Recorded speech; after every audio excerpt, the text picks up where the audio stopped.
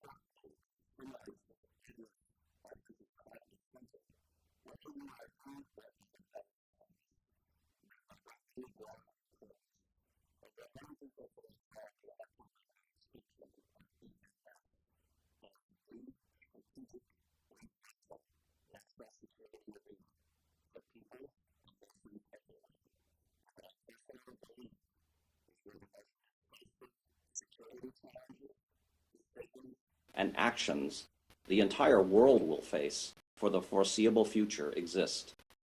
In other words, the future will be defined by, quote, decisive ground, unquote, that is not physical ground at all. For those that it might help, the US Webster's Dictionary defines the electromagnetic spectrum as follows. It is the entire range of wavelengths or frequencies of electromagnetic radiation extending from gamma rays to the longest radio waves and including visible light. One part of the electromagnetic spectrum, just by way of example, is the entire internet. Now, said another way, my premise today is that while the physical action of security capabilities, the hardware, weaponry, and platforms, if you will, and the human skills required to wield them will always be important. The so-called decisive ground we have historically focused on for centuries now exists in places like cyberspace, as opposed to mountain ranges or deserts.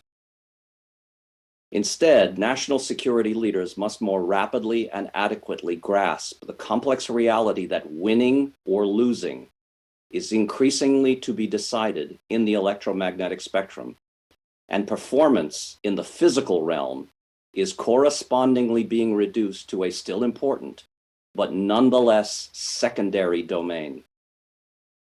The EMS is the world of electrons and radio frequencies, of increasingly powerful and artificially intelligent computer systems, the sciences of photonics, robotics, big data, and quantum and edge computing, and the like. It is a world of science fiction, ever more swiftly becoming practical national security reality for those willing to grasp it. Take a moment to consider how many things a national security practitioner, whether military or civilian, must depend on today to accomplish important missions that either depend on or are connected to, or even completely reside within the EMS. I am hard-pressed to find much in today's national security activities that can perform as effectively as they should without our ability to operate within this spectrum. But more importantly, as every ensuing year goes by, that dependency of our security efforts on the EMS will increase significantly, even exponentially, given the dazzling technology improvements that are coming at ever greater speed. I'll only focus on two examples of what I'm trying to describe about how security capabilities increasingly are emerging from activities such as software development, high-speed data processing, and cyberspace activities and the like, not from our traditional weapons foundries or considerations of how to physically maneuver armies, navies, or air forces in time and space, important though those things will still be. My two examples are robotics and artificial intelligence. Regarding robotics, few technologies today are having the kind of strategically distorting effect that the advent of militarized robotics, the best example being unmanned aerial systems or drone technologies, are having today. Consider the enormous operational and strategic success that the country of Azerbaijan recently had in their contest with Armenian forces in the Nagorno-Karabakh region, where Azerbaijani use of so-called kamikaze drones proved to be militarily decisive. Unmanned aircraft are not new in themselves. I can remember seeing some of the first generations of US drones well before the events of 9/11. And the world has become increasingly accustomed to remotely piloted aircraft, automobiles, and the like. But for much of this time, the characteristics of drone technology were that they were remotely piloted by a human being. They had to emit and receive radio frequency signals so that they could be remotely controlled, and they operated as single ships. These three characteristics today are changing dramatically. Today, drone technology, which is simply one specific variant of digitally driven robotics technology, is increasingly becoming autonomous. I'll talk a little bit more about that later. Non-RF emitting, non-radio frequency emitting, because they don't require human control, and operate in swarms of dozens, hundreds, or even thousands of drones flying in synchronized formations and missions. Many of you are probably very familiar various displays, including at the Tokyo Olympics recently, where hundreds or even thousands of autonomous drones are able to fly in enormous lighted formations over a city or, in a future military context, over a target. Imagine what a military commander or any actor, including a terrorist, could do with such an autonomously guided formation if every single drone were somehow weaponized and synchronized to operate as an effective operational swarm. Now, I mentioned autonomy already, so let me continue now. It is fitting that I also emphasize how strategically important artificial intelligence is becoming for militaries and national security efforts globally. The most fundamental reason for the soaring of importance of AI is that, put simply but accurately, mankind is today drowning in data. Because of the advent of the internet and the so-called digital age, most peoples everywhere, whether government or civilian, have access to unprecedented volumes of data, and in most cases, they can have it instantaneously.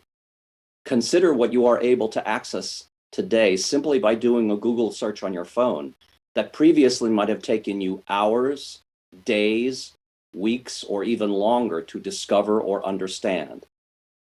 But we have so much data at our fingertips, including in our security efforts, that our ability to actually comprehend and therefore effectively utilize this ability to amass enormous amounts of data is increasingly being hampered by the limited capacity of the human brain, unless it has available to it some form of machine assistance.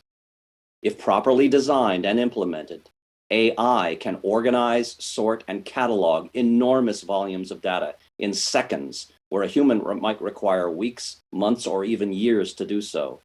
And AI can also curate that data in ways that ensure the human practitioner has the most important and timely information delivered instead of irrelevant or misleading data. And unlike human beings, AI can never become mentally exhausted, never requires a good night's sleep, and can even learn to improve its curating and delivery abilities at ever-increasing volumes. Therefore, if one is a military commander, a senior intelligence officer, a diplomat, a police chief, that person's tactical, operational, or strategic success will increasingly depend on how capable that individual, his or her organization, and indeed his political leadership are in wielding artificial intelligence. By way of closing, I wish also to sound a word of warning. The digital age is not just providing new and incredibly powerful technologies to well-endowed nation states, whether it be Pakistan, my own country, or any other nation around the world. In fact, the digital age is democratizing the availability of unprecedented, powerful technologies, virtually all of which can be militarized in some fashion, as all technologies generally have since the dawn of human civilization, for all peoples everywhere and globally. Anyone with a credit card or perhaps a cryptocurrency account at an increasingly diminishing prices as costs of high technology continue to fall globally can now possess cutting-edge digital technologies that will almost always have a potential military or military-like application. There was a time when I believed as a young man that the most powerful instruments of war could only be available to well-endowed nation states that had the resources and professional skills necessary to procure and wield them. If that monopoly ever did exist, it is now broken forever. Personally, I have little concern if, for example, a physician were able to take maximum advantage of such modern technologies to heal the sick and extend human life. But if a doctor can procure such technologies, well, so can a terrorist, or a criminal, or any other form of bad actor. And no government or involvement or permission is likely to be necessary because technology is becoming an increasingly global constant for everyone around the world. In my view, the nation-state system that all of us grew up in will have to find new and, in some cases, very uncomfortable ways to accommodate this new reality. And within this, any actor reluctant to embrace these accelerating changes risks consigning himself to irrelevance in a future that will be very unkind to those reluctant to embrace how decisive the electromagnetic spectrum is becoming to all of us. Thank you.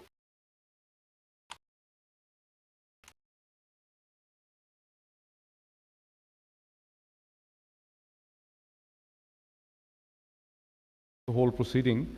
I want to take this discussion to General Amir Riaz, who is our second speaker, but I have a question for you, sir, as well. When I hear General Lagata saying that the future warfare is a warfare that relates to electromagnetic spectrum, the cyberspace, the internet, how quickly you process the data processing, robotics, artificial intelligence, and he also says the large-scale fighting in the physical world, whereas it remains important, is a secondary phenomena. How do you translate all that into South Asia? I think South Asia will also catch up with this development, but more interestingly, what he said is that the war is getting more dehumanized, and more dehumanized, and that is not a very good thing to happen eventually. So, with this, I can go on with my own thing. Thank you very much, IPRI, for inviting me here, and it gives me the opportunity also to see some old friends and colleagues. And I've seen Jal Nagata after a long, long time. He happened to be here in Pakistan several years ago. What I propose to do is that I quickly will talk about first about the phenomena of war and where is it heading, and then various dimensions of war and how are they being impacted by technology, and what are the future trends and where we are going, and eventually what should be the response, because there has to be a response to contain and curtail this phenomena of war from becoming more and more dehumanized. So, as we all know, that war over time has evolved into a comprehensive activity, not only restricted to use of violent force. Almost all elements of power of a state are used to dominate this contest of opposing wills. Between the antagonists, particularly what we are seeing for last several decades, war by several and or all means seem to have become a norm, which sometimes gives rise to a feeling that war is no longer continuation of politics by other means. Rather, politics has become continuation of war by other means. Whether this idea is well-founded or not, war has become a dominant attitude of doing business between antagonists. There are several cases in point. The longest war, that was in Afghanistan, the politics, the political objective, and the very purpose for which it was being fought, these were lost. And eventually what remained constant was, and yet quite purposeless, was war. Libya, Syria, Iraq, where political objectives remained ambivalent, opaque, but war went on rather ruthlessly and gave birth to several other conflicts which were unintended. Lastly, the US-China rivalry. As it is unfolding, it is getting intensified. The cooperation, we keep on talking about cooperation, but it is gradually getting marginalized. Competition is getting intensified, and clearly it is descending into confrontation. And confrontation almost on all fronts. That is to say, economic, political, diplomatic, military, and now some tinge of ideology has come into it as well. So with the rest of the world is now hanging in a fear of becoming collateral damage of this US-China rivalry. What the modern war has sought to do in the last few decades is to achieve a comprehensive application of power, and it was aimed at restructuring the socio-political order in a target state. The steps that were taken were apparently quite simple but quite complex, but aided by technology it has become really possible. That is to exploit vulnerabilities of a state, accentuate its existing weaknesses, propaganda and information campaign using modern tools of technology, to create and magnify the sense of insecurity and weaken the collective will of the state and eventual capitulation of the existing order and regime, and replace it with a regime which is pliant.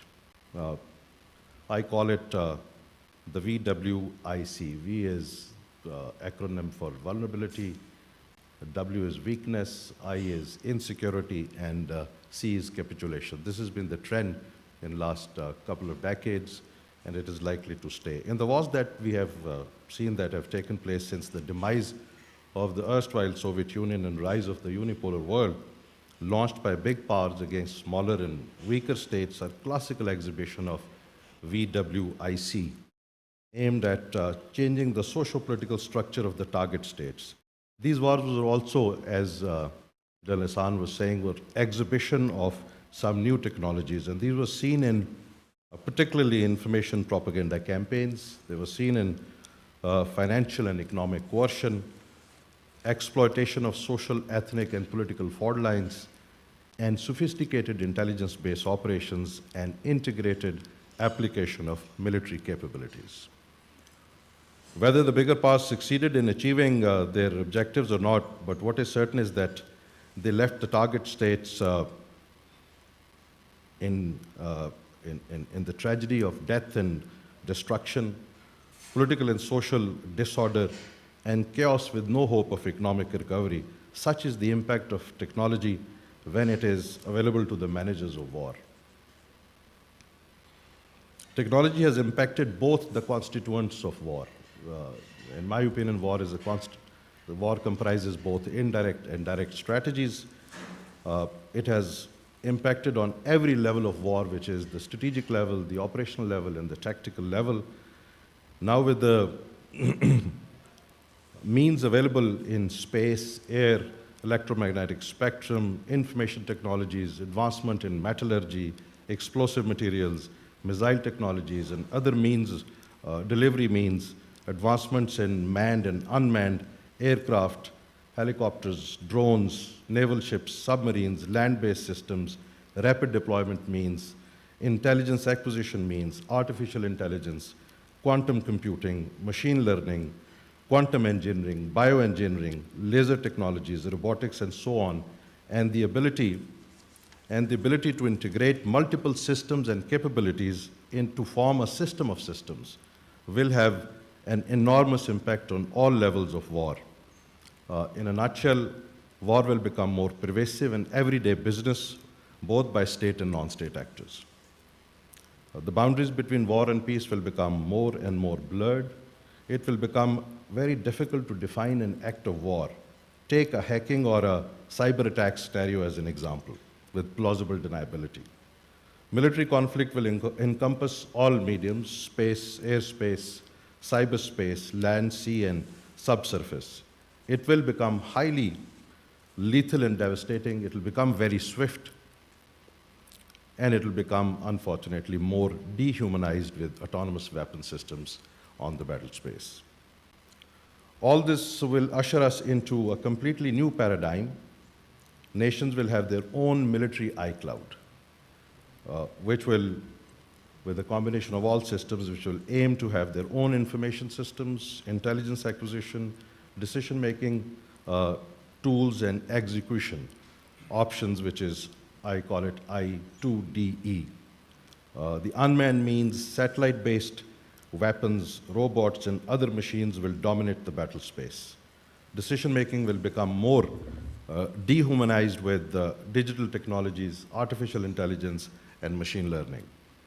Finally, the impact of available and future technologies cannot be completely fathomed. It cannot be completely fathomed. Some say that we are at the cusp of another technological revolution in next 10 to 15 years, which will be leap of the scale of industrial revolution. Already the race for technological superiority has begun. The hypersonic missiles are in business. Strategic arms control treaty is in difficult spot. Nuclear weapons advancements are back in the game.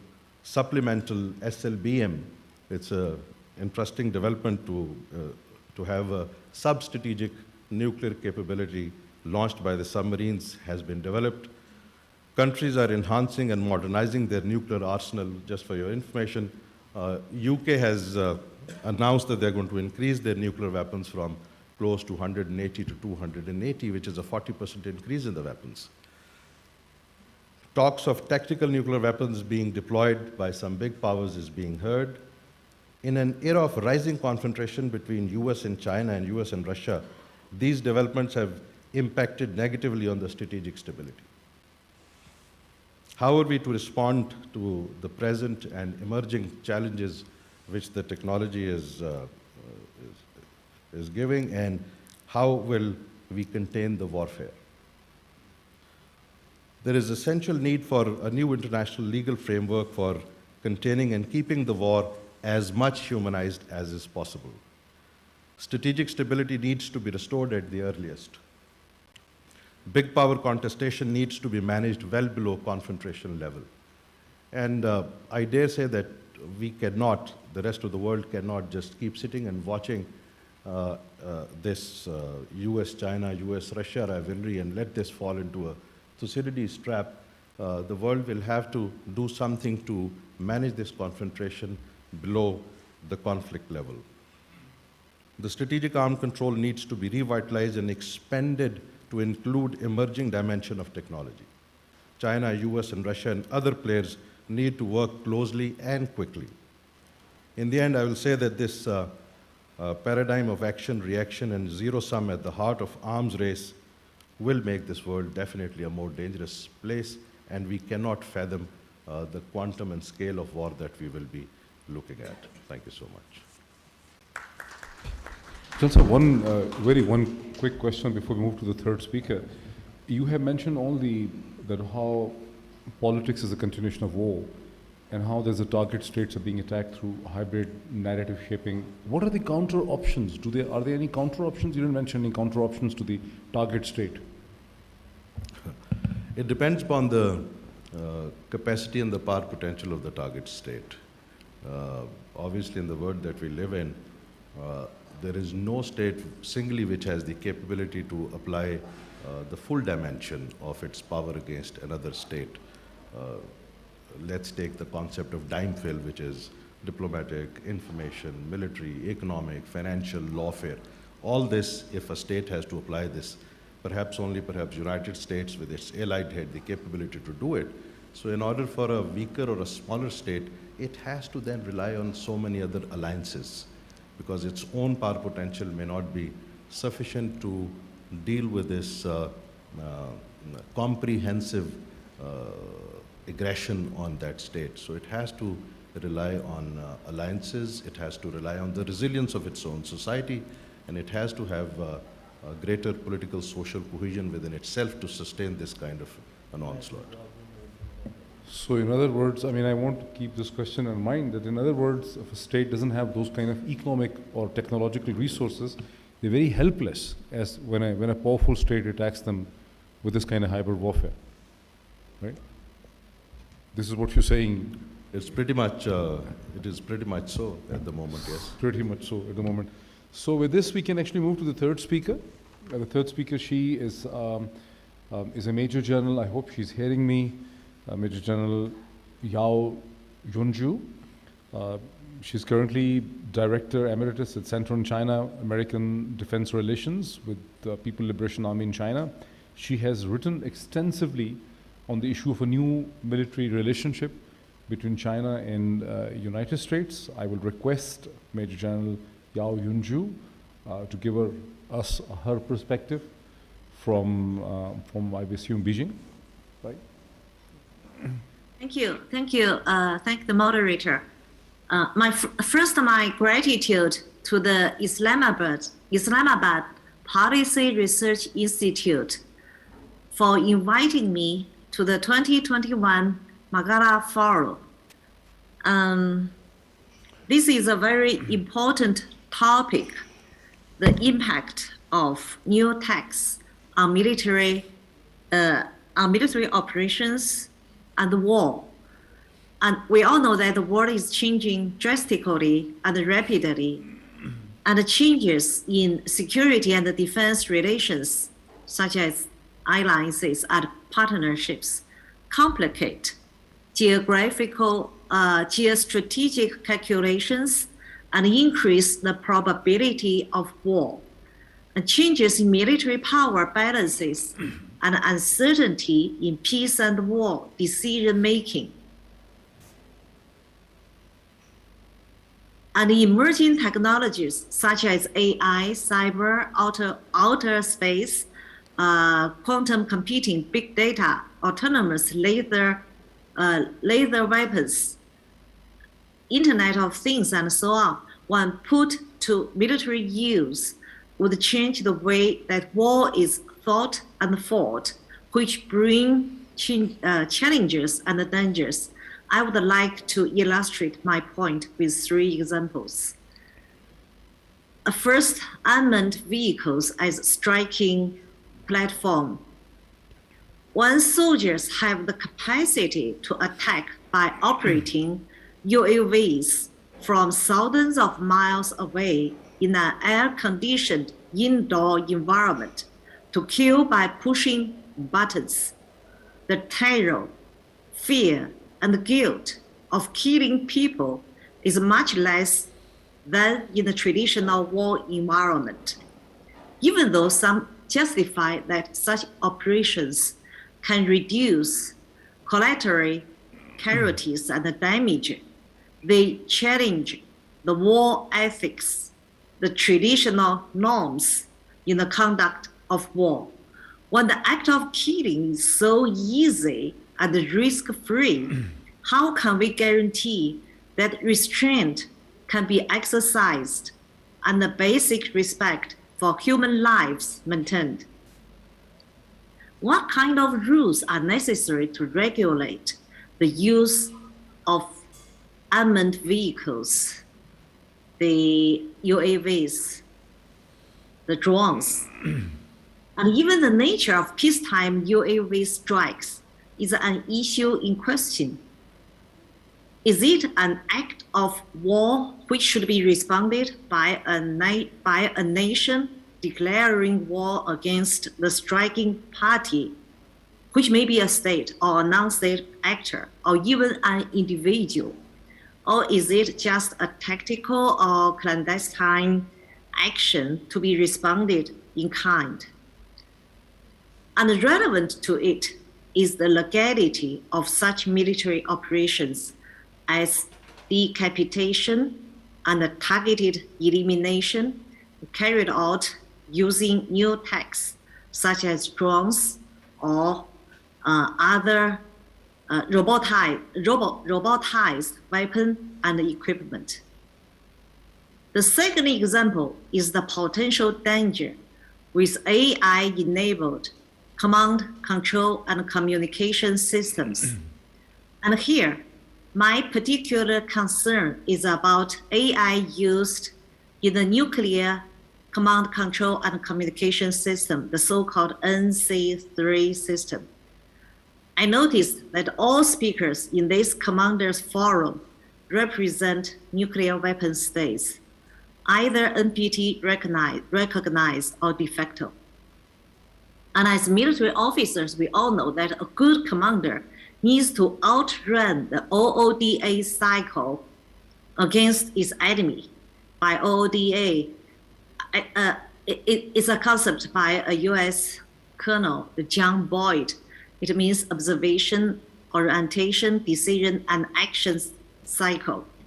And in time of war, the fast decision-making is key to victory. AI, if used in decision-making, can greatly compress the time and increase the chance of winning. However, is it applicable to nuclear decision-making process, which, to be rational, requests more human scrutiny and prudence? Shouldn't all the nuclear weapon states sit together and discuss how much AI we want in NC3? What are the boundaries that AI could be put in NC3? And how to make certain that humans still have the complete control over the use of nuclear weapons? And what are the CBMs to assure each other that nuclear weapons will never be used without human authorization, so there is no need to put to put the weapons on higher triggering alert status. These are the issues we should be concerned about when we apply new techs to military systems or processes. The third example concerns military operation in new strategic domains, such as cyber and outer space. A cyber attack can penetrate all geographic and physical defenses. It ignores national borders. It has a relatively low bar to launch, and it is more difficult to attribute.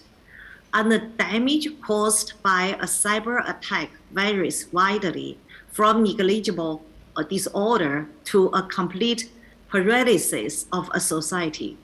Even though a cyber attack does not cause enormous human casualties all at once, damage to systems infrastructure could have cascading effect, which could bring about catastrophic losses of lives and property. Thus, cyber operations challenge some basic principles of international law, such as proportionality and discrimination in the use of forces.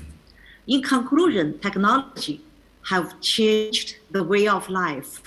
They will also change the way of war as well, and change in very profound ways, which brings dangers and challenges.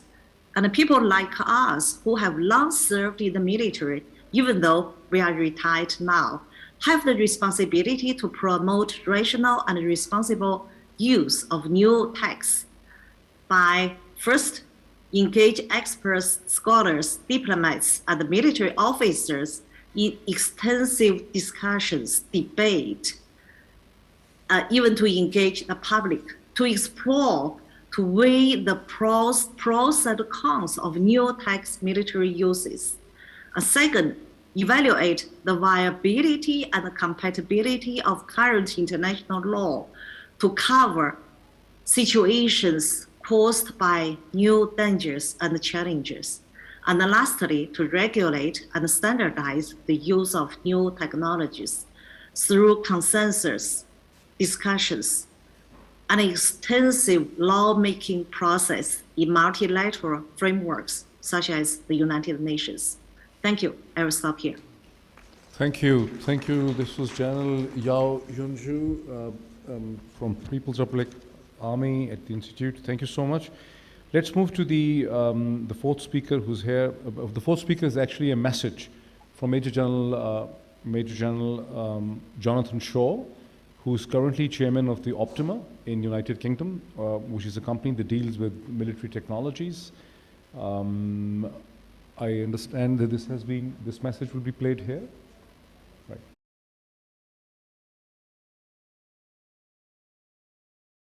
Warfare is characterized by violence, and there are two fundamental questions about violence: who does it and who controls it? Throughout history, technology has altered the way violence has been delivered and controlled.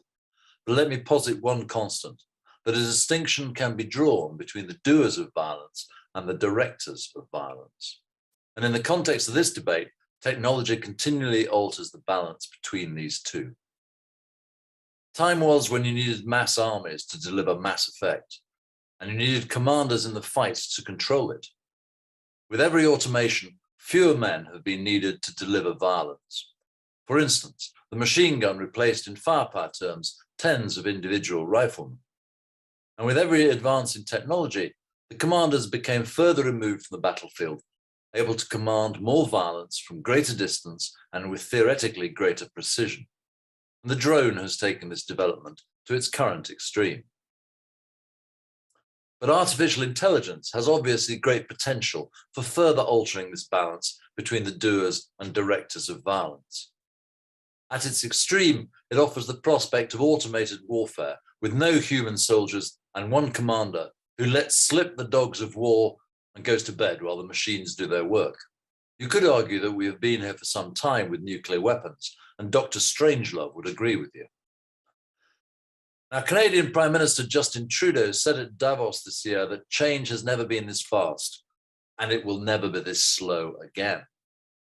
We should not be surprised then that there is a rising potential for technological shocks, such as tanks delivered at Cambrai in World War I.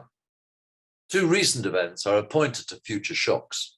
The recent Chinese development and launch of its hypersonic missiles surprised and concerned the United States.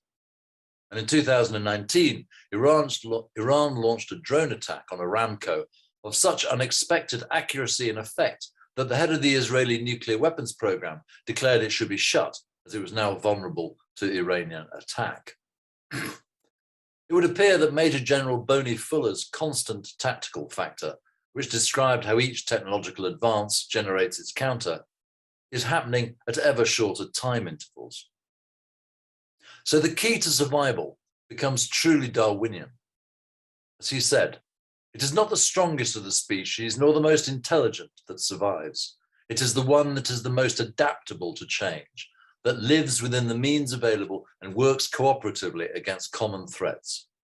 This will be the key criterion in future warfare, if it isn't already. So what? A number of conclusions. One, the rise of automation means that population size becomes decreasingly important in military conflicts. Two, linked to this, the idea of bloodless battles might encourage commanders to a lower threshold of violence, as the constraint of domestic casualties is reduced and potentially removed. Three, automated warfare may well happen very fast. No lengthy mobilization will be required, like the railway timetable-driven doomsday machine that made World War I inevitable. Hence, the education of commanders in strategy and statecraft becomes ever more critical. We must hope our leaders have the foresight to see the second and third order consequences of their use of violence. As Henry Kissinger has said, we must expect artificial intelligence to make mistakes faster and of greater magnitude than humans do. Even in the hands of responsible governments, automated and weaponized artificial intelligence is a frightening prospect. 4. Furthermore, politicians must be educated in statecraft and military strategy before they assume power. There'll be no time to learn on the job. 5. Digital technology should be amenable to human monitoring and intervention. Artificial intelligence has no moral sense. There must be the potential for human control, a human in the loop, to give mankind the chance of ensuring that artificial intelligence does what it should, not simply what it is capable of. Some kind of kill switch in its machinery must be built in. 6. This means that the digital revolution must be controlled by humanists, not technologists. For while the technologists will ask the question, what can we do? Humanists ask the question, what should we do? I think that is a key question for the survival of the human race. 7. The malign consequences of this kind of power in the hands of criminals or rogue states is truly horrific.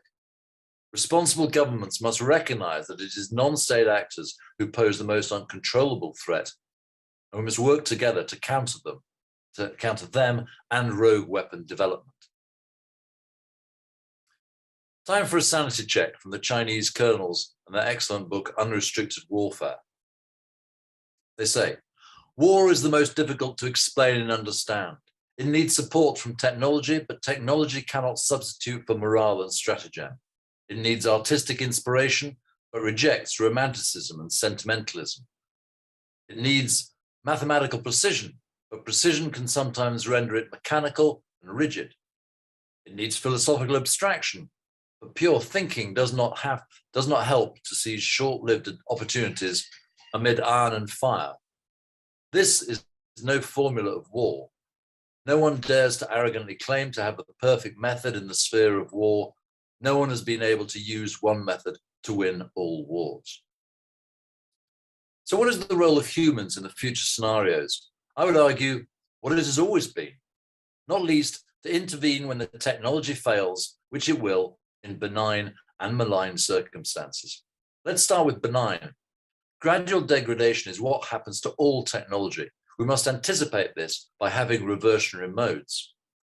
I suspect most armies have jettisoned those, and I suspect perhaps the PLA is one of the few that still does. Have we all planned for technology failure?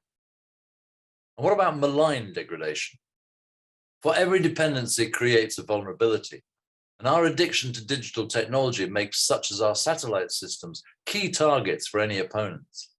Indeed, deliberate disablement should be expected by any opponent.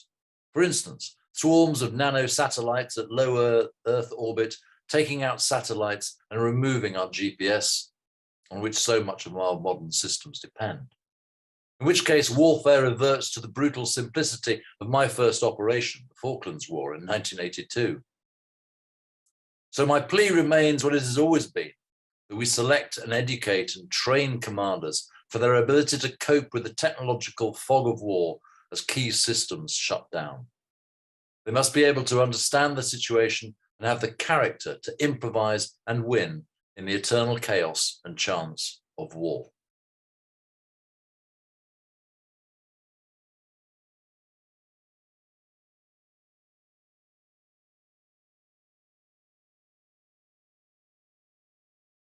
Oh, I didn't mention that he fought in the Falkland War. He also fought in the Kosovo War in the 90s, and he experienced the war in Iraq.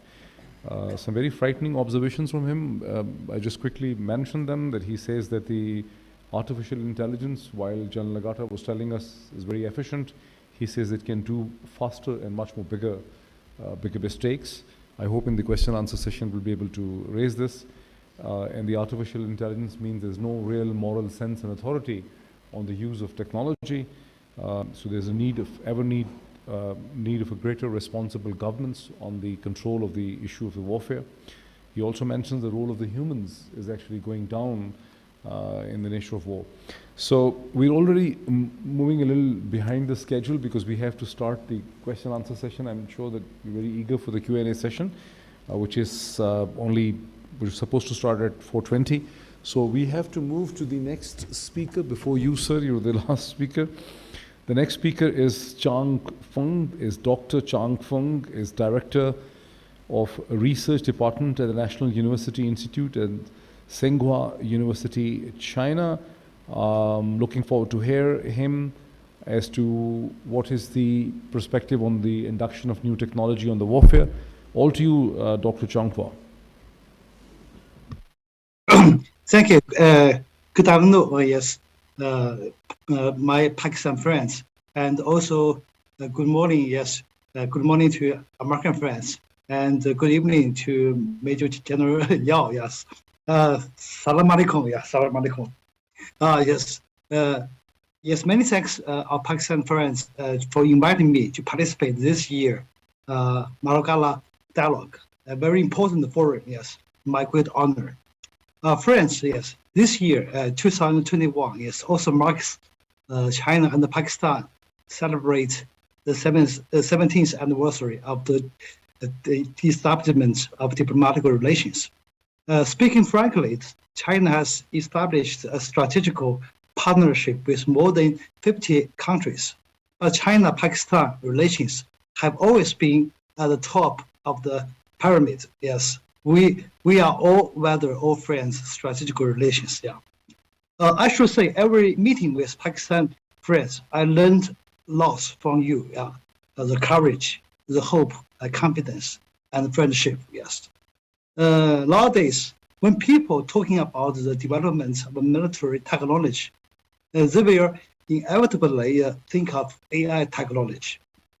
I remember Engels has pointed out, once technological advances can be used for military purposes and already for military purposes, they are immediately almost mandatory, yes, and often violate the will of the commander to cause a change or even a change of the mode of the warfare.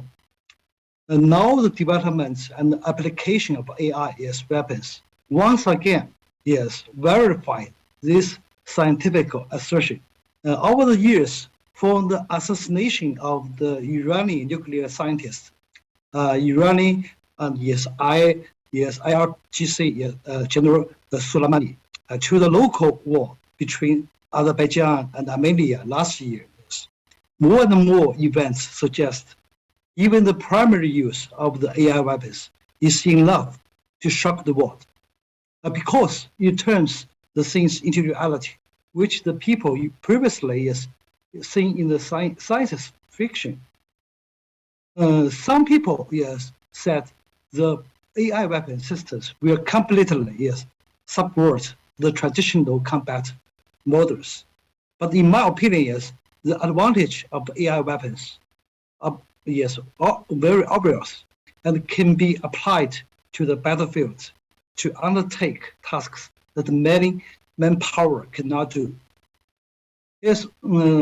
First, from the perspective of information analysis in the modern battlefield environment, because the amount of information increases in geometrical series, the command department can only handle at least 15 of the information catalog in the traditional working model.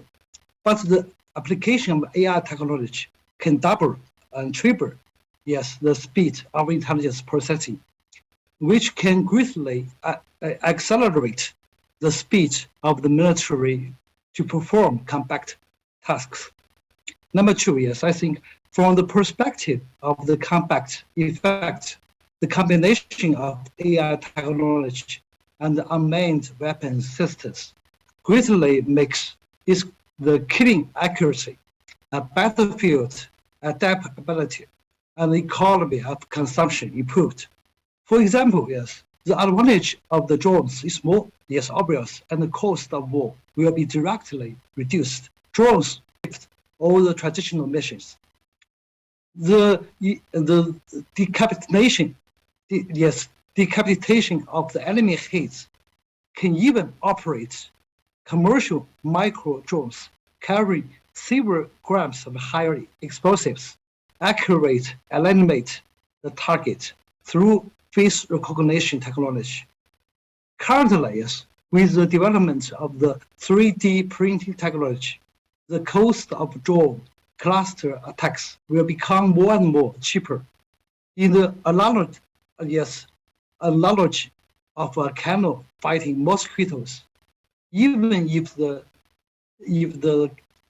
capture technology of drones is mature, but as long as 1% of the swarm fighting drones escape, 100% of the accurate airstrike will accomplish. And the low-cost drone attack mission don't even have to be recycled. And number three, from the perspective of the combat support, the close combination of AI technology and the Internet of the Things can be extended to the comprehensive control of physical data, thus directly affecting the effectiveness of combat support. For example, the operating status of the engine, aircraft, or ship is predicted by the tracking the temperature, the fuel consumption of the engine or turbine. If enters the enemy AI combat support systems, command systems, and the intelligence systems through network technology, then it will completely achieve low yourself and low the enemy. I think it should be noted that the current AI militarization is centered on the cognitive space. The cognitive space has super complex thinking and effective decision-making power. And finally, advances AI technology makes better decisions. Which side can better integrate human creativity and machine computing in the battlefield? Then we'll have the key advantage. Yes, a typical example of this just established the AUKUS. AUKUS.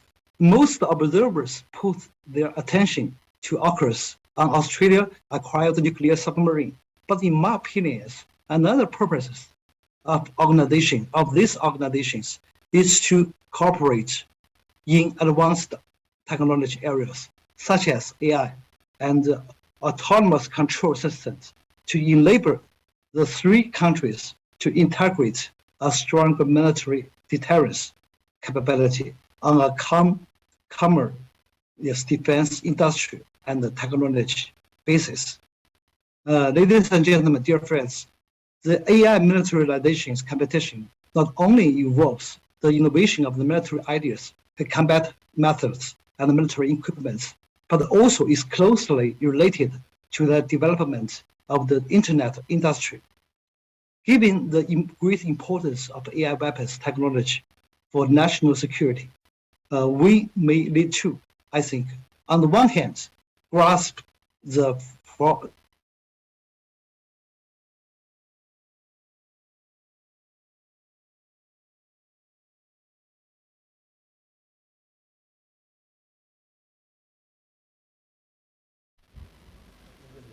I suspect there is a technical glitch. So I think we'll go ahead. This was Dr. Chang Fung from Beijing. I'm sorry there was a technical glitch toward the end, but I think it was more or less he said. I find it very interesting that more than one speaker, first it was General Legata, who mentioned the Azerbaijan-Armenia conflict and how, which is actually a recent example. The rest of the discussion is theoretical, but where the use of the drones effectively by the Azerbaijanis, the Turkish drones, made life very difficult for the Armenians. I mean, historically, the Armenians had an edge in 1990s on the Nagorno-Karabakh, and show that in the discussion. And we moving to the last panelist and speaker, General Khalid Naeem. So you have not only been a co-commander of Bahawalpur, you have also been the Secretary of Defense of Pakistan. So with that perspective, we'd like to understand that how this induction of technology, the changing technology, is changing the character of the war.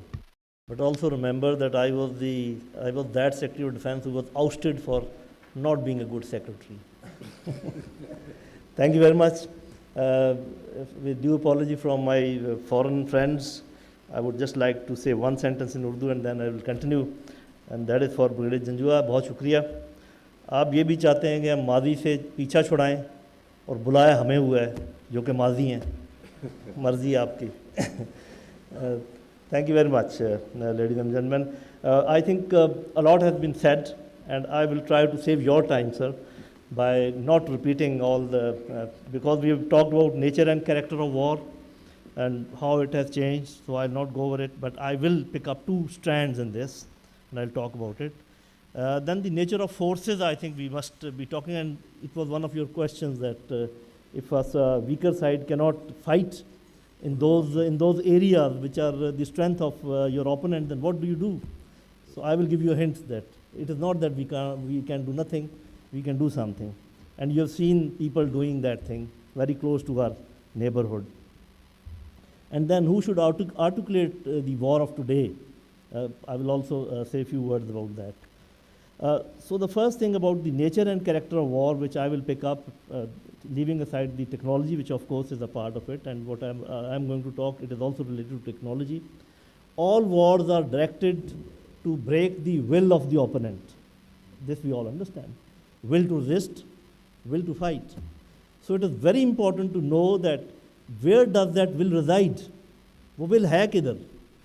Where it is found? Because only then you will be able to target it. In the times of kingdoms, it was in the personality of a king. So if you, kill him, or if you take away his power base, the will would have been broken. This also happens in case of dictatorships, where few people are running everything. So if you break their will, the will is broken. But I think in democratic dispensations, the will is distributed. It is distributed in the polity of a society. And therefore, it should be difficult to defeat a society where the will is not found at one point. But then technology has made this thing easy. The reach of social media, the reach of the technology today makes it possible to actually attack a number of minds at a time. Because if you can defeat the minds of a society, you will break their will, and it will be easy to overcome them. If the society accepts the themes like we are not a nation, we are just sheep, like herd of sheep, and directionless. Our economy is such that we are just lying down, we are on our knees, we cannot react, we have no capacity to say anything, we cannot say no. So if this is what is in your mind, so you are already defeated. So there's no need for the enemy to do anything else. So all wars are directed against the will, and we must always evaluate that what is the will of the society, how it is being attacked, and who all are being attacked. Then naturally, we've been talking about the technological, prowesses and military and all that, but I think the greatest weapon of any big country today is their ability to manage the perception management of the opponent of a country. And that is what is actually going on. That is the war, which is the war of today. Second point which I will bring out, I will not like to dilate much more on that because there's a very learned audience, they understand all this. The nature of leadership who has to fight this war. Let us, if I limit it to the military leadership, a general takes about 25 to 30 years to travel the rank distance from a lieutenant, second lieutenant to a general. And if he thinks that today the lieutenant or the major sitting in his unit thinks the same way, leads the same type of life, has the same requirements which I had as a captain or a major, then probably he is out of sync. It is a difficult thing to do. If you are from the past and you want to live in the present, or you want to project yourself in the future, it is not an easy thing. You have to be very learned, you have to be very flexible, and for a military mind to be flexible is a paradox, or it is a difficult thing, I can say. Because it is not that we are made of something else. We have been trained in a way, we have been nurtured in a way, we are straight-jacketed in a way that it is difficult for us to change our minds. And it is required in the army, by the way, up to a certain level. It is required up to, let us say, lieutenant colonel level. And then beyond that, you require a lot of flexibility and things. And then it is not everybody's job to really get into those shoes. But anyway, so we have already ascertained that kinetic warfare is just a portion of the overall wars that are being fought. If that be so, then let me come to my second point, which is nature of forces, which should be organized, trained, equipped to fight back. If the major portion of the threat is non-kinetic, then how can a big kinetic force fight back this type of threat? This is just a question, which means that the money which you are putting in to defeat the threat must be proportional to the nature of the threat. Now, who's doing this in our scenario?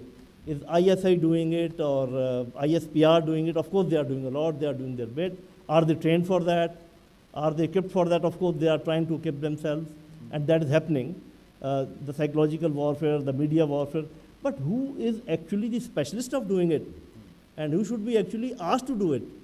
This is a question which I leave here, and we can also discuss it in the question-answer session. So, the organization of the forces, the composition of the forces, the proportioning of the forces should be just according to the nature of war which is being fought. If we are all aware that the nature of war is this, and we are proportioned for this, then who is going to cover this gap in between? So this brings me to this last point, just to save the time also, that then who should articulate this modern war, if it is a hybrid war in which there is economic warfare going on? We have all heard about, we have read that book of Economic Hitman. We know, I'm talking about perception management. We know the political interferences and all that. So how will you groom that person? How will you groom that commander? How will you groom that person who should be articulating this warfare? Not only in the defensive domain, also in the offensive domain. Unless you know economy, unless you know how to hit the opponent's economy, unless you know how to manage the perception of the opponent, how will you fight out this war? So, in my opinion, you need a very well clued up, trained mind who must have the military sense, who must have the economic sense, who must have the political sense, and then be able to, of course, it is difficult to find it in one person. So that means then you should compose an advisory group of this nature, which should have all these, specialities, and they should be asked to prepare defensive plans and offensive plans, and then it should be articulated in some central way so that this can be fought. I will stop here, and then we can cover it in question and answer. Thank you very much. Thank you, Jafar. Thank you so much. We're just running behind 13 minutes behind our schedule. We're supposed to start the question answer session by 16:20. It's already 16:35. So I would request you to maybe to stand up, to introduce yourself, mention who you are, and then raise your question. Identify the panelists you want the question to as well. I don't know if the General Lagata and the other people are with us. I have no idea about that. Can they also be part of the question answer session? The people, I assume so if they can hear us, because I'm sitting like a pilot, a bit blind or not really connected. So you can actually raise your questions. I think identify yourself, maybe stand up and then ask your question. Yes, sir. Thank you very much. I'm Farhan Bukhari. I'm a journalist by profession. This is a question where I take the cue from some of the remarks given by General Lodi and also General Amir Riaz. It's specifically to Pakistan.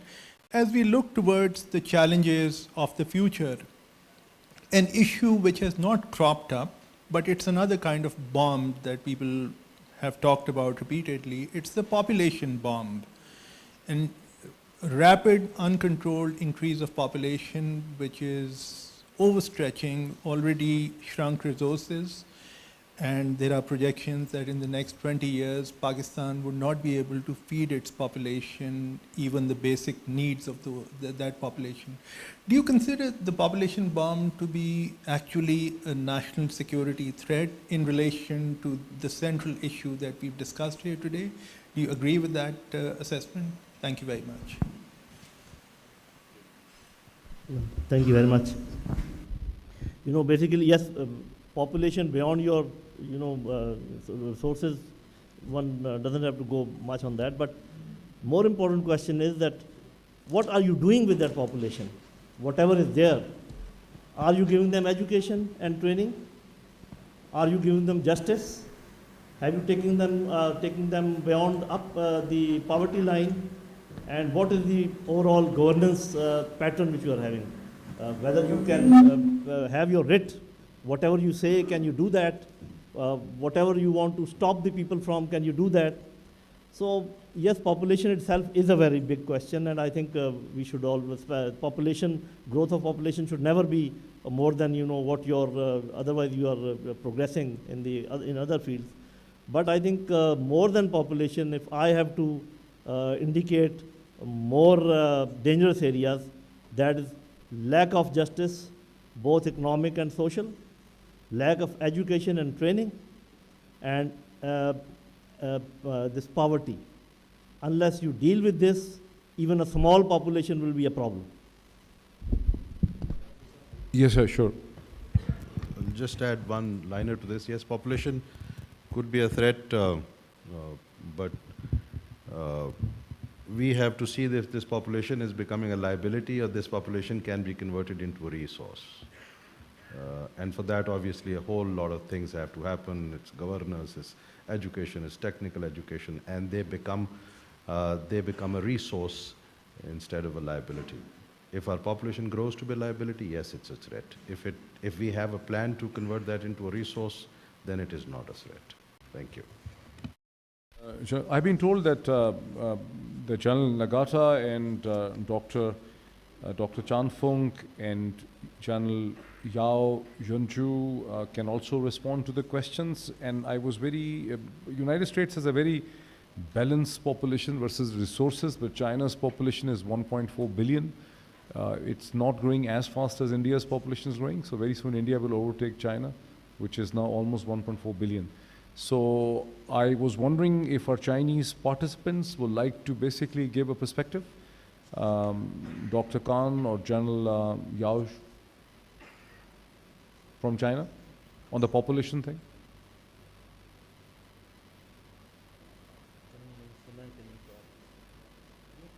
Can General Yao Yunshu can hear us in China? Do you want to respond to this population issue? How are you looking at the population explosion, population bomb, its pressures? Yeah, maybe Chang Fung 老师, can you? We can hear you.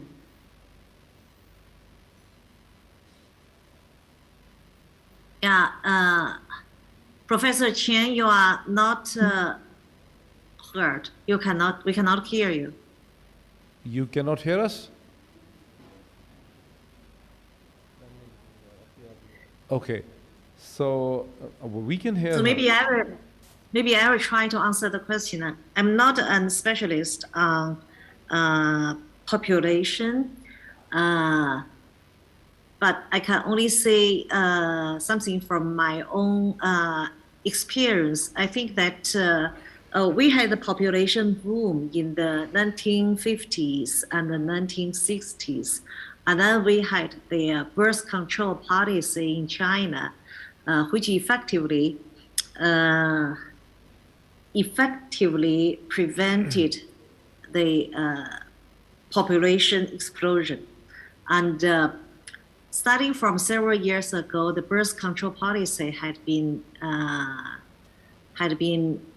lifted step by step.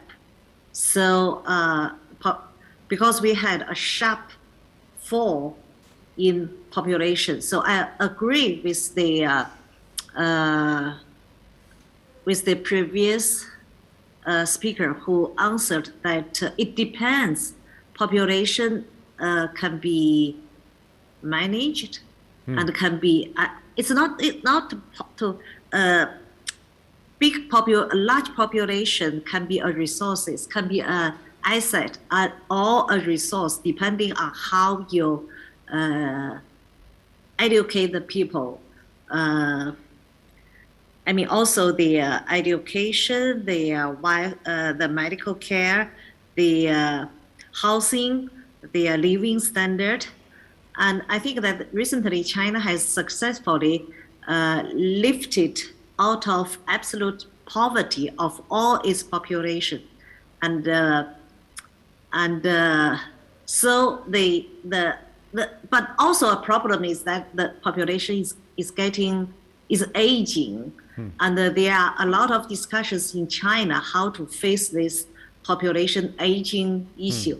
So it's a very complicated issue. It's a complicated issue. China had good lessons, and also we have to draw from. Personally, I think that we should have lifted the birth control policy earlier than we actually did. Thank you, General Yao Yunju.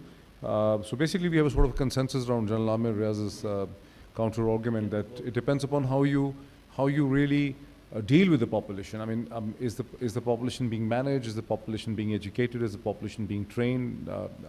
Do they have the sets of skills and food security and all that? So there was a lady in the black in the front, and there's a lady in the green, there's a lady in the brown, and there is a lady in the red. So and there's another lady in the green. So you go ahead, first of all. Yeah, there's.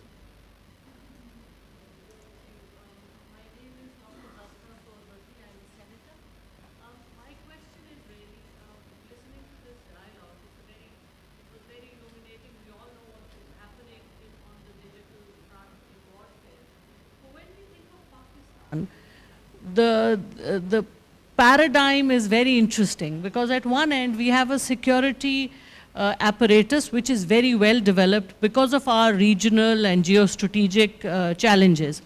But on the other hand, we have a population that, has huge gaps. One was picked up by Farhan, the population. General Saab himself pointed out that education, poverty, lack of justice. So the gaps are so huge. And he also pointed out that war is breaking the will of the opponent. And the will can, in a democracy, he said that it resides in a number of people. It's in the population. And then he also talked about having an advisory group. So when I look at what happens in Pakistan on a day-to-day basis, the news, our people, what they come up with, I see there is a huge disparity between the level of thinking, between the level of sophistication of, for example, our security apparatus and the common man who's the, the resilience of the nation, the human development index and so on. So in my very humble and ignorant capacity, I see the need to sit down and bring this disparate lot up. Rather than going further towards developing our that is there. But if the people are not coming up to the level of education, to the level of, I think that's something that we really need to, and my, it's a comment and a question and something that I feel needs to be answered. And a question Thank you. But also if you can give the mic to Naseem Zahra, so we can actually take the two questions together. There were other questions before me, Mohit. There were others before me. Yeah, I do, but there were others before me. No, I knew there was other lady over there, but you also said you want Yeah. But so, I'm just saying there were others before me. Okay. But anyway, I'll go ahead. Thank you. Then we can take the next two questions. Okay. Fascinating. Okay. So fascinating completely the presentations by everybody. Just quick questions. I was just reading the Nobel laureate Maria Ressa just said a few days ago when she got the Nobel Prize for Journalism and for Justice, I think peace. She said the US tech giants were fueling a toxic sludge on social media. So my question is to General Nagata, that when I hear all the generals, and especially General Nagata, talk about artificial intelligence and technology being deployed in warfare increasingly, and of the kind that he talked about, artificial intelligence, etc. So are we saying that, and are we going to see the same kind of mess being unloaded in the war zone as we've seen in societies through social media, or is there any hope that technology being deployed, this whole spectrum that he talked about, is there going to be any more control in that zone compared to what we are experiencing in social media? That's one quick question, if you allow me. I think General Lodi put up very interesting thoughts. One, Jan Sahab, may I submit to you that the fine line between saying that perceptions, in the game of perceptions, you can defeat a society. That's one aspect. The other aspect is that societies are going through turbulence, are going through chaos, are going through, internal issues. So any debate and discussion, and obviously I'm talking about Pakistan, debate and discussion will continue on many things.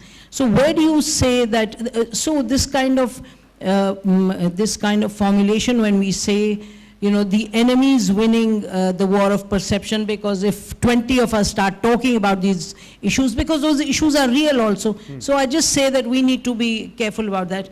And what you finally said, that it's non-kinetic, the threat, and indeed it is in so many different dimensions. So are you saying that the war and security of this kind should now be taken away from not taken away, but there should be greater participation from non-military minds? Thank you.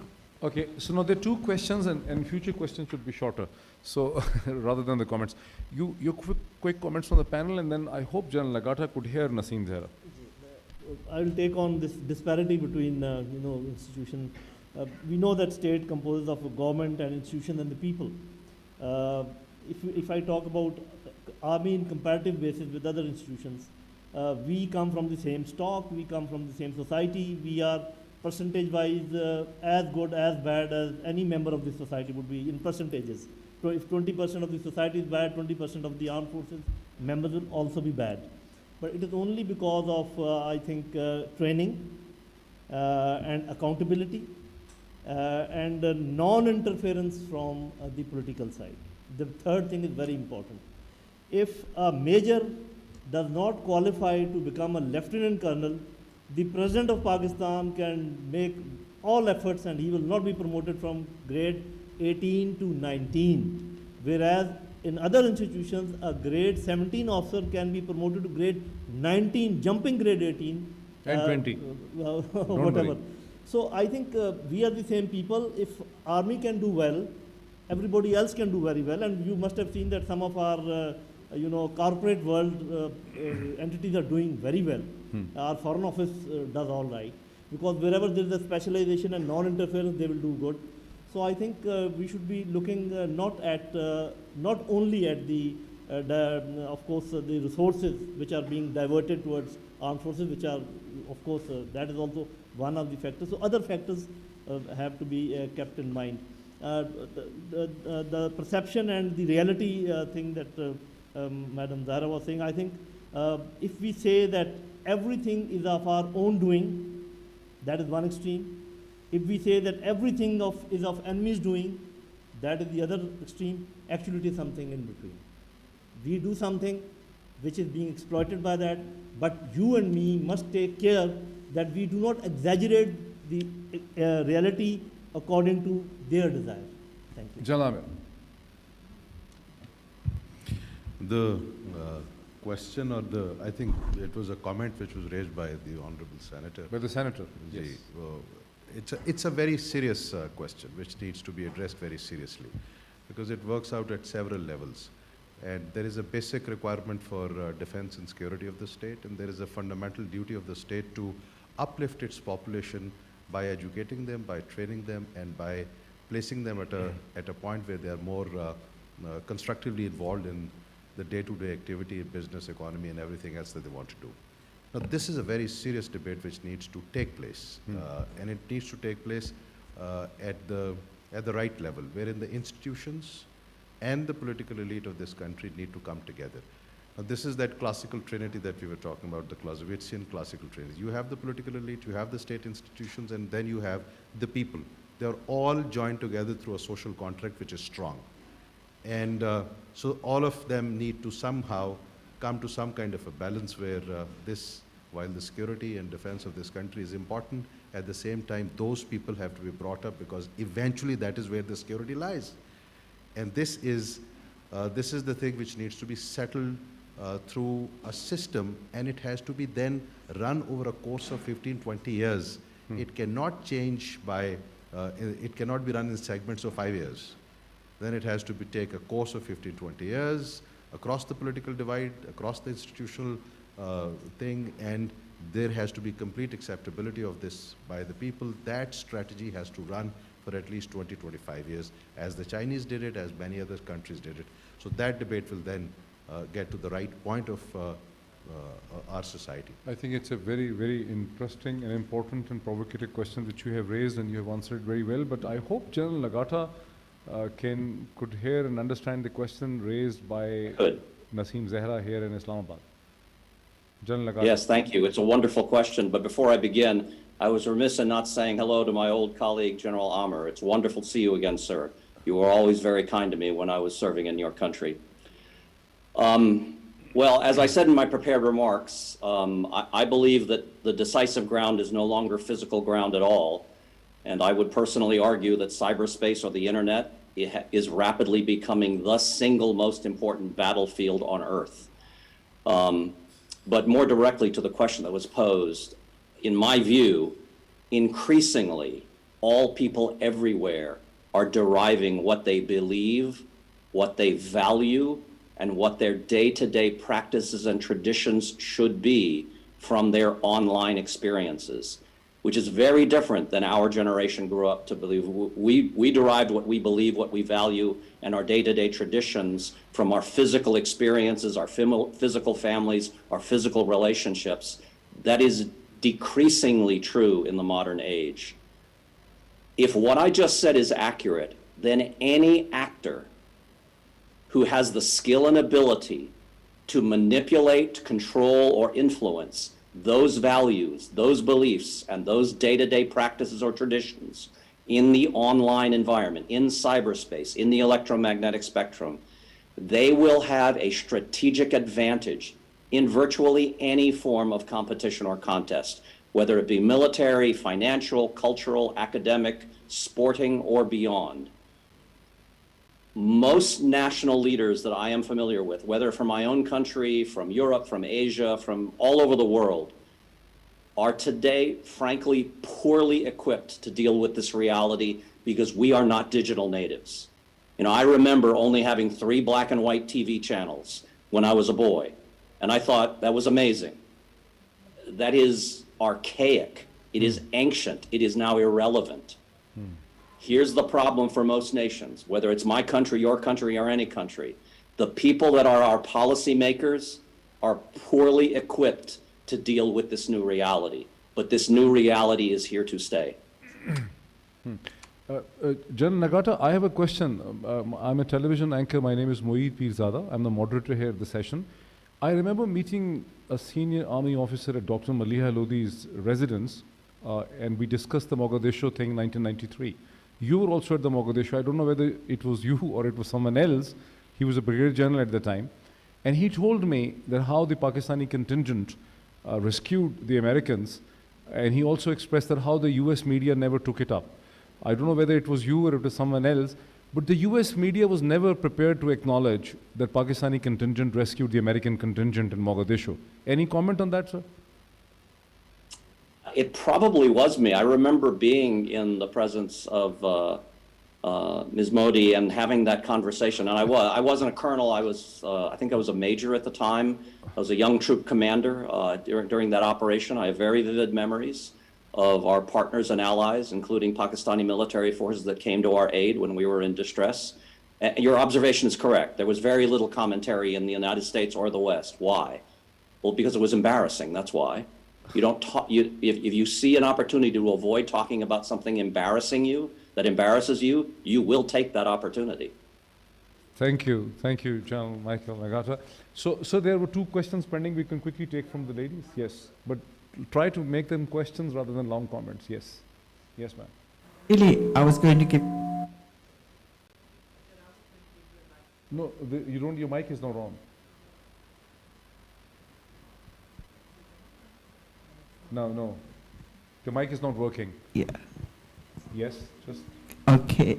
Thank you very much. It's Samina Yasmin from the University of Western Australia.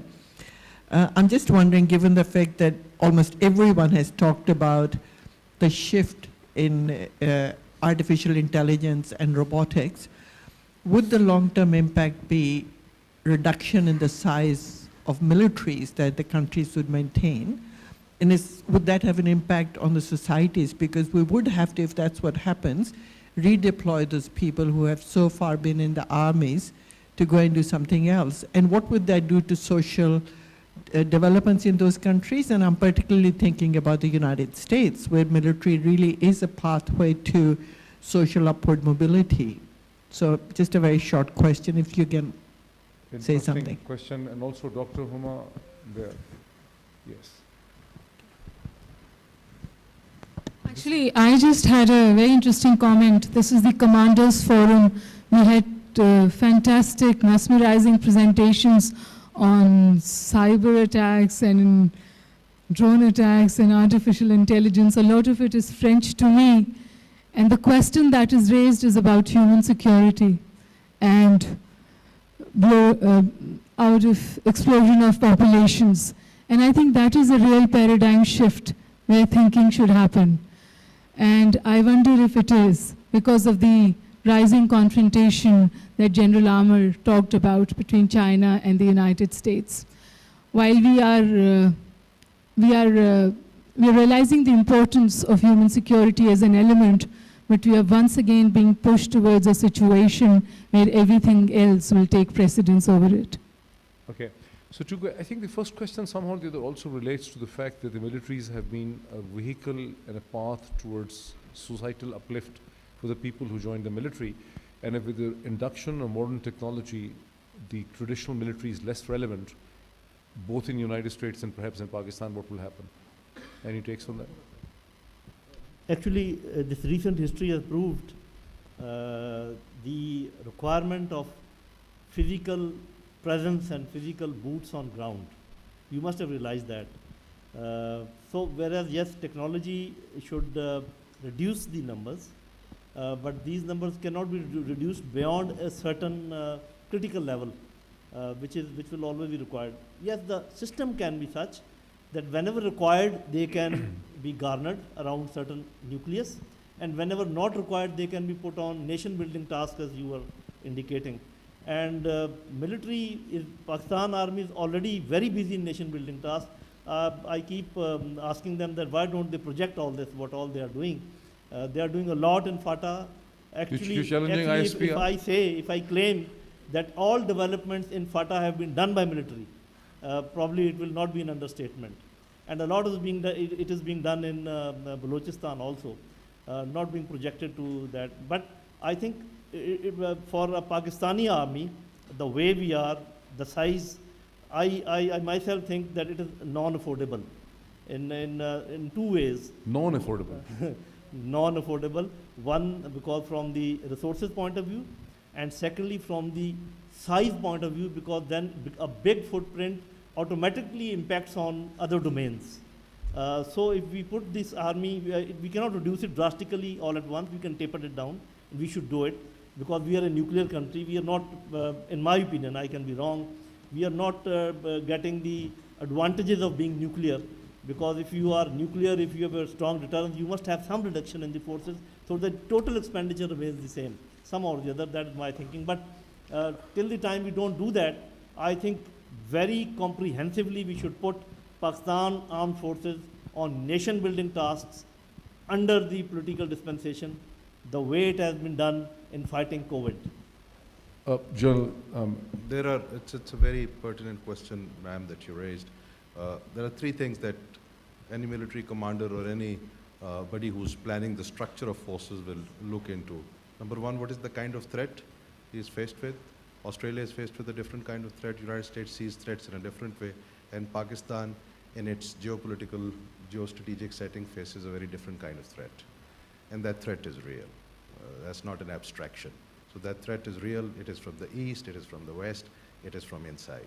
The threat is real.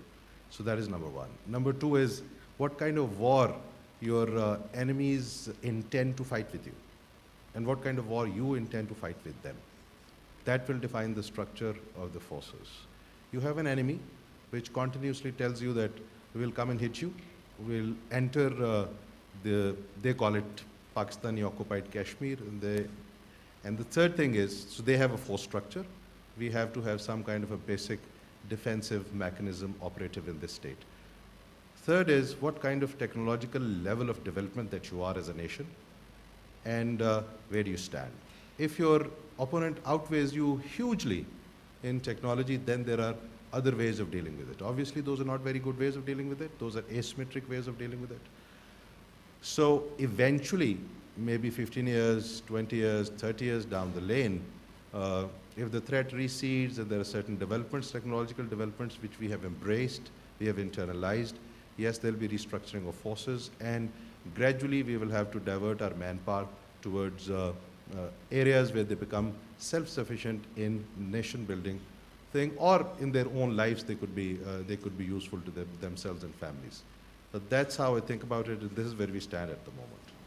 So we're almost moving towards the end, and if General Nagata is still there and can hear us, I mean, since the question was raised regarding the role of the military also in the US, and General, if you could hear me, I mean, your military's role is very different from any other military's role in the world, because you are dealing with a global dimension, a global regulation sort of thing. And what are your thoughts on the, because your military is not internal security, your military is not ethnic troubles. You have a totally global agenda. So how do you respond to that? Oh, so many things come to mind, but thank you for the question.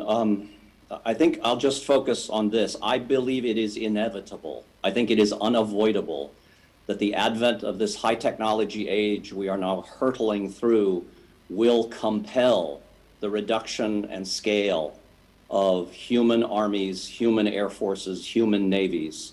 We're just not going to need these people. Machines, artificial intelligence, and other forms of technology will replace us. We will not be completely replaced, or at least I hope not, but there will always be a need for a certain amount, a certain number, a certain type of human beings to be involved. But machines and artificially intelligent systems will be cheaper, they will be more effective, they will be more reliable, they will be more precise, and they have the rather mundane but important advantages of they don't have to sleep, you don't have to pay them a pension, they don't need retirement services, they don't have children that require education that has to be subsidized by the state. This is inevitable. The question becomes, though, will the world find a way to create some form of regime that prevents this from becoming a science fiction horror movie? I don't know the answer to that. Typically, my read of a human history is we have to spectacularly fail at something before we correct ourselves. My fear is that we will spectacularly fail to prevent this from becoming a horror movie, and only then, in the wake of a terrible set of tragedies, we will then find a way to regulate the application of technology in military activities. Okay, thank you, John Lagata. What you could want to make a comment? Yes. John Lagata made a very important point. I just want to add one thing. The laws are already being talked about of how much robotics could be allowed, how much the war to become automated or self-automated. So there are people who are talking about it in Central Europe. We are talking about it. Indians are talking about it. Americans are talking about it. There are nations who don't want to become partners to those laws. There are nations who want to become partners to those laws. But there is a serious debate going on how much we can dehumanize war. But I just wonder, can a war be regulated by laws, by national laws? Can you actually... War is breaking of laws. War is, let's say, that's a different question altogether. Here we are talking about, there is a, look, the world has decided to have laws to deal with nuclear weapons. That's called the strategic arms control. That has stood its time, the test of time till date, although it's in a difficult spot at this moment. But there, if the laws are made, it is difficult to break for any nation. If you break the law, obviously you break the law, but there are other people who come back to push you back into that legal framework again. So laws are important. Let's hope. So we're already past the time. It's like 5 minutes past the time. We can quickly take 2 more questions. Raise your hands if you do very quickly, but don't make comments. Gee, wait. Yeah, just, sir, if you can ask the question rather than a long...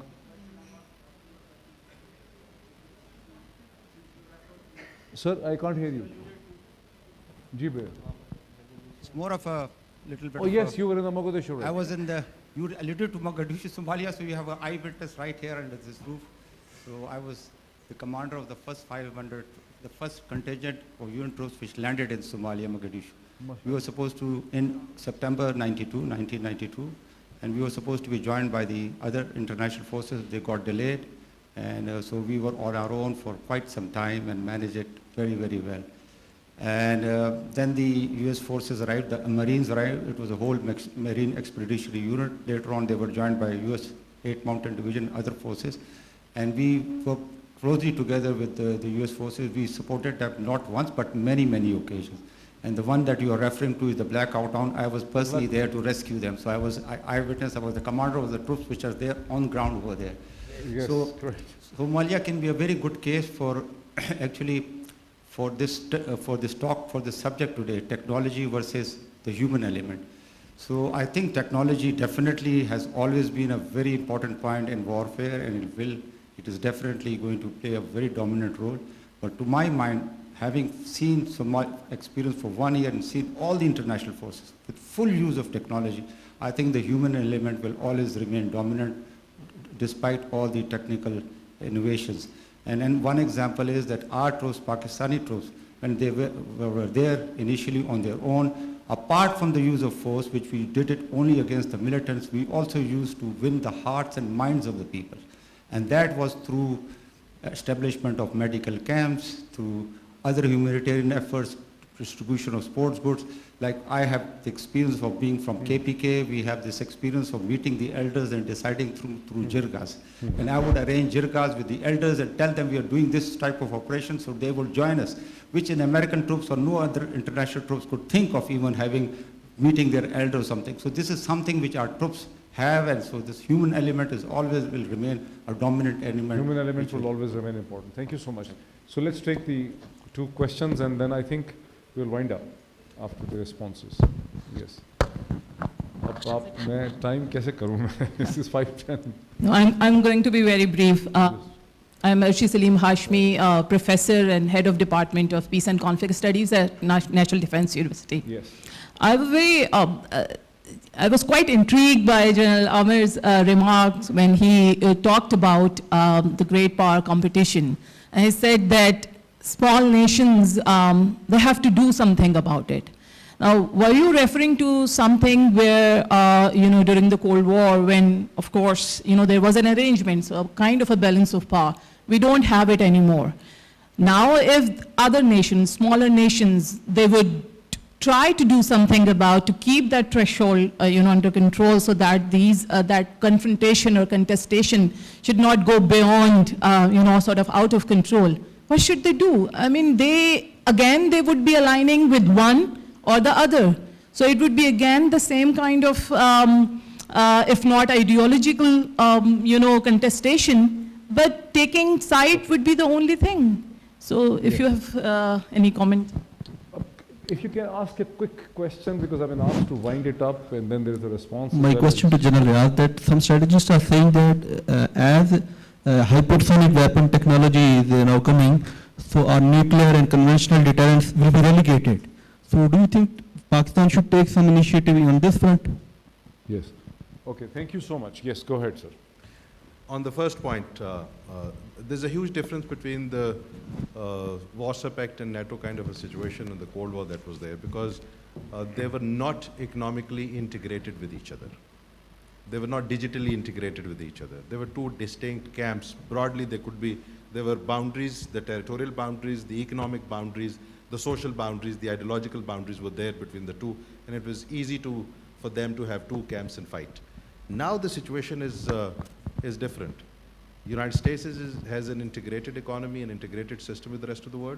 The Chinese also have an integrated system with the rest of the world. That includes Europeans, that includes America itself, Australia, Asia, Africa, everywhere.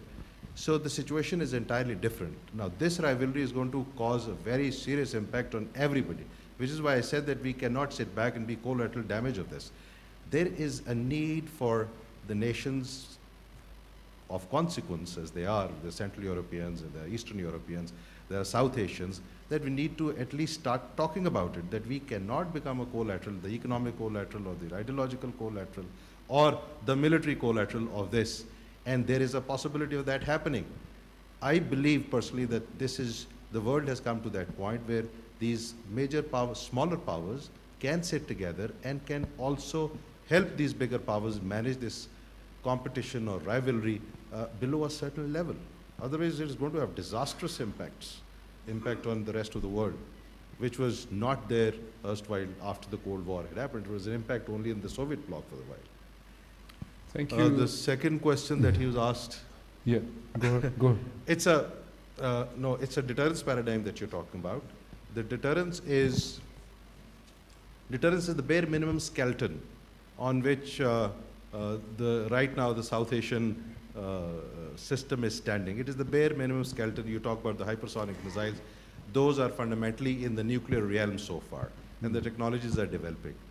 We have a deterrence system vis-a-vis the Indians, and that deterrence system has still to be kept in place. And I gave you an example. 2019 February, the Indians came in and struck targets, whether they hit anything or not. Pakistanis struck back. And that was to keep our deterrence level at the place where it should be. The nuclear deterrence was not touched. It's a much bigger thing. It was in South Asia, yes, it is not very stable at the moment, and the reasons are not because of the disparity in the nuclear weapons. The reason is because the rationality of the actors, particularly on the eastern side, that rationality is dwindling. The deterrence stays intact, remains stable when both the actors are rational. At the moment, the rationality in the east, in New Delhi, it's not a very rational actor at the moment. So therefore, the deterrence could be a little in an unstable place at this point in time. Thank you.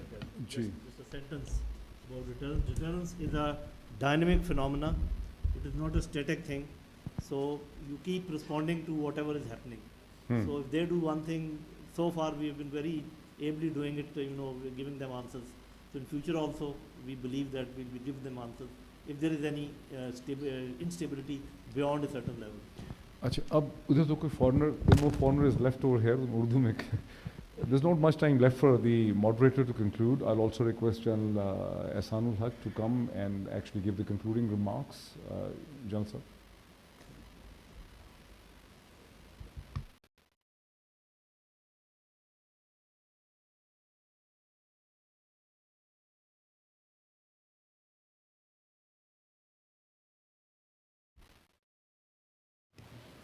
Thank you very much for asking me to make some remarks, because it was very interesting listening to all that was being discussed and very ably handled by Dr. Saab and very appropriately answered both General Lodi and General Amir.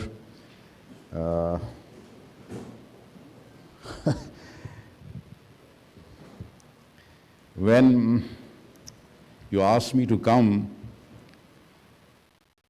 this is the second time I'm coming on the rostrum. I wanted to say it earlier, but now I'll say it more bluntly. In Pakistan, it's not the fashion anymore to speak from a script. You know why. We all know why. You're supposed to speak off the cuff. But on a forum like this, which is on a very serious topic, and you are talking to people who are specialists, you would like to prepare a script and speak from a script. So the first time I came, I did speak from a script. But now I don't have that sort of inhibition, because this is not supposed to be a scripted one this time. Actually, the discussion was somewhat restrained by the technology aspect of the discussion. You see, we were relating technology to warfare. If it was merely related to our, strategic challenges and our future wars, then you would have seen that we would have gone over to the economic side. We would have looked at, what is called human security. There were questions on that. We would have been talking of perception management. We live in an age of narratology, so we would have been talking of narratives. What sort of narratives are being thrown up against? We were only trying to, by sticking to the, the topic, we were trying to, sort of straitjacket ourselves and try and be relevant and to see what actually is the impact of technology on future warfare. And that too, I didn't see Pakistan written there. So we were looking at it in more generic terms of how it would impact anywhere and everywhere. And naturally, when you talk of technology and the emerging technologies, there isn't so much of emerging technology in Pakistan or in South Asia. All the terms that we were throwing in at you, or subsequently by the speakers, those were technologies that are actually coming out of the great powers, the leading actors in technology. So that is, I wanted to now speak on that, but that was the restraint. Otherwise, the general officers who were in the panel, very clearly understand what is likely to be the future war. As General Lodi very rightly said, and as I gave the example of Sun Tzu and talked of soft and smart war, you don't really have to go and get into the hardware. Many things can help achieve decisions in terms of undermining your will, undermining your will to resist. Those are aspects that will come, beyond the hardware. So, ladies and gentlemen, what I want to say, and what I did say earlier, is there are a number of intangibles which are not covered by technology. And that holds a wide spectrum. Starts from leadership and the will of the nation, the will of the force which is fighting, the will of the leaders who are going to lead you in that war. All these intangibles are equally critical. And I'm glad, Kamal, you reminded us all once again, the human factor, and that was my concluding remark also, that no matter how much of technology you bring in, ultimately is the dialectic of the opposing wills. The will of the one who would like to actually achieve victory will have to prevail on the other side's will. And that is what brings me rightly so, as we were sitting there and Brigadier Janjua was telling me that there may be also a differential in wills. And you have to take advantage in that differential of wills. Let's see Afghanistan. There was a dialectic of the opposing wills. There was a huge amount of technology. But there was a struggle between the wills of two adversaries. And we realized one will prevailed. So, and that will, whatever we may say, we may talk of face savings and we may talk of embarrassments, but the fact is one will prevailed and there were victors. Not that it was not known to us. This was known to us, as I was telling Ambassador Munter, this was known to us in September, October 2001. And we said it in so many words to our American friends that this is what will happen. But naturally, they had to go through 20 years before they could accept what we were saying in September, October 2001. I'll stop there. Thank you very much, Janjua, your team in IPRI, for giving us this opportunity to meet so many good people, to have the opportunity to have views, very informed views, not only from the speakers here, but from speakers in the United States, Britain and China. And indeed, it was very, very enlightening. Thank you very much. Thank you, ladies and gentlemen. Thank you. Thank you, Chand Sahab. Thank you to everyone for this wonderful session. And I, as a moderator, have learned a lot out of it. Thank you. Thank you so much. If I could kindly, before we leave for refreshments, if I could kindly request some time for the presentation of the mementos. I would request Acting President IPRI, Brigadier Rashid Wali Janjua, to please present